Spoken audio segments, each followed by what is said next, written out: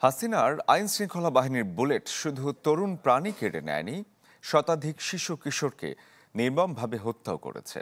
প্রতিটি হত্যাকাণ্ডের ঘটনা একটি আরেকটিকে ছাপিয়ে যায়।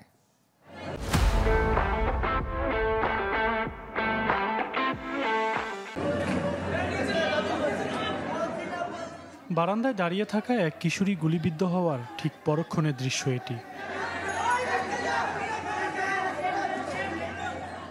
উত্তরা ৯ নম্বর সেক্টরে ২৪-এর ১৯ জুলাইয়ে সেই রক্তাক্ত দুপুরটা যে অমানিসা বয়ে এনেছিল নাইমা সুলতানাদের পরিবারে, তা কাটেনি আজও। ঘটনার দিন নাইমার মোবাইল ফোনে পাওয়া যায় এই ভিডিওটি।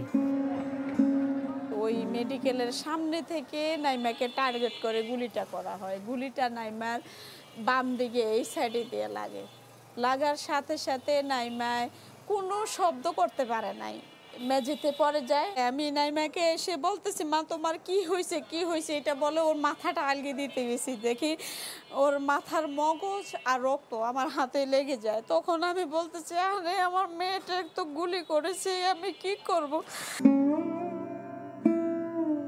নিহত নাইমার মা আইনুন বেগম জানান, জুলাইয়ের উত্তাল দিনগুলোতে নিরাপত্তার শঙ্কায় মেয়েকে বের হতে দিতেন না তিনি। তবে আন্দোলনে যাওয়ার তাড়না ছিল নাইমার মাঝে, তাই তো বাসায় থেকেই ফেসবুক প্রচারণা চালাতেন শিক্ষার্থীদের পক্ষে।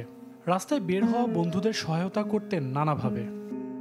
নাইমা গ্রুপে শেয়ার করতো ফেসবুকে এবং হোয়াটসঅ্যাপে যে আমাদের উত্তরাতে যারা আপনারা আন্দোলনে আসবেন, তারা যারা আহত হবেন বা খাওয়ার প্রয়োজন হবে, খিদা লাগবে, তাহলে আমাদের ৬ নম্বর সেক্টর ডিমার্স কোচিং সেন্টার আছে, আপনারা ওখানে যাবেন। ওখানে খাবার, বেন্টিস, বিস্কিট এগুলো সব রাখা আছে।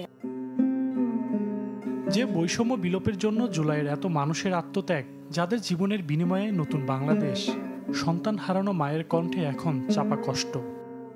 শহীদ ফ্যামিলি মনে করেন কিছু যাদের লোক কাছের মানুষ আছে, তারাই শুধুমাত্র সব উপদেষ্টার সাথে দেখা করতে পারে। কিছু শহীদ ফ্যামিলি ডক্টর ইউনূস স্যারের সাথে ৮-১০ বারও দেখা করছে, কিন্তু আমাদের একবারও সুযোগ হয় না দেখা করার।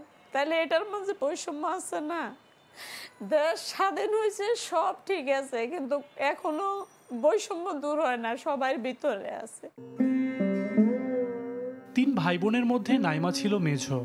বড় বোনকে নিয়ে বারান্দার পাশের এই ঘরে থাকতেন নাইমা। তার মৃত্যুর পর থেকে এখানে আর থাকেন না পরিবারের কেউ। সজল সাইক, চ্যানেল 24, ঢাকা।